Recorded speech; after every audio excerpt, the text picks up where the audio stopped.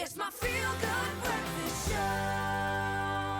Welcome back to your Feel Good Breakfast show on this Thursday morning. Now, some real-life stories and experiences have such a storybook quality about them as they take place, which they are destined to become iconic stories of love and drama and hope in the beautiful things about a life that we appreciate so much.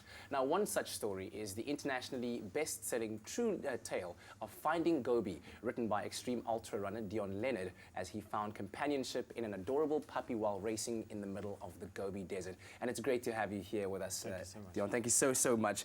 And I understand you've completed the 2017 Kalahari Ograbi's Extreme 7-day marathon, so congratulations on that. Thank you. But we are here to focus on the story of you and little Gobi.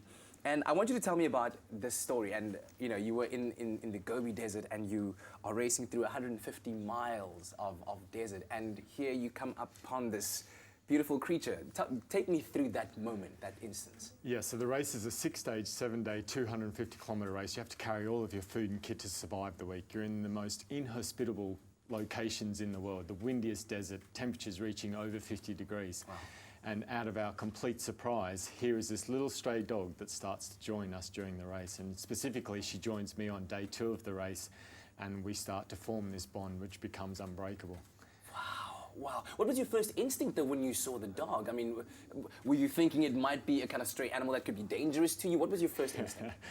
Well, I'm there to try and win the race and compete, and this little dog's sort of taken a liking to me, and she's jumping onto my shoes and wanting to be all over me, and I'm trying to set off and start the race, and I see that she's going to run with me, but I didn't believe for that day's stage of 25 miles that she would run the whole way with me. Yeah. And to see her at the finish line was just incredible. Yeah. You know, she would run 4 stages of the race, 125 kilometres, and she would be by my side like that for the whole race. Unbelievable. How did that change the way in which you competed? I mean, just at the back of the book, you say that this little dog has changed you in many ways than you could have ever thought of. Yeah, so during the race I had to make some decisions whether I would go back and to help her to cross river crossings, to pick her up, to look after her, to feed her with that kit that I'm carrying. That is supposed to be sustenance for you, for the race. Yes. Yeah.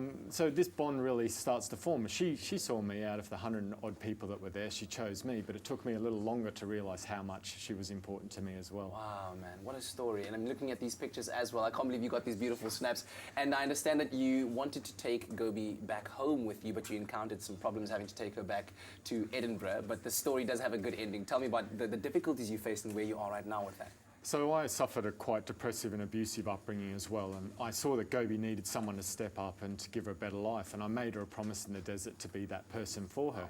I went back to Edinburgh in Scotland where I live and set up a crowdfunding page and worked out how we would bring her home. Whilst I was doing that, unfortunately, I received a phone call to say she'd gone missing in a city of 3 million people in northwest China. No. So completely devastated, I thought I'd never see my pal again. So I flew back there, set up a search and volunteer team, and we scoured the streets of the city to find her. My goodness, and she returned to you. It's almost as if it was destined. The two of you were just meant to meet. Yeah, twice over again. You know, it was fate again, and it was it was a needle in a haystack operation to find her.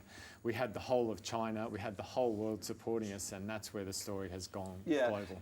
I'm looking at all these images, and what is Gobi like as a pet to you? What's her character like? She's such a sweet soul, and she's so loving and generous with everyone she meets. But of course, she's very resilient and determined as well. So she's an incredible dog, and she's now living the dream. Yeah, I hear that there's talks of a feature being made, feature film for the big screen. How far are you in those talks? So we've done a deal with 20th Century Fox. They rung me and they said, "This is such a heartwarming and inspiring story. We can't write it.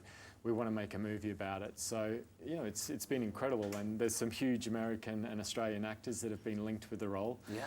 My wife is a tall, blonde Dutch woman, and she's like, "I want Charlize Theron to play me." She's already putting her... So it's quite fun now. Wait, but you can't just skip over that. Who do you want to play you? Well, I'd love Hugh Jackman, Eric Bana, someone Australian to get the role, and there's talks that some of those guys are interested as well. Oh, brilliant. Well, thank you so much for bringing us the story, Dion, and may you experience many, many years of happiness with Gobi and, you know, sharing the story of this. I hope it makes it to the big screen sometime soon, but in the meantime, you can pick up a copy of the book Finding Gobi. It is available nationwide at all major book outlets, and for more information, you can also go to findinggobi.com. Dion, thank you so much. Cheers.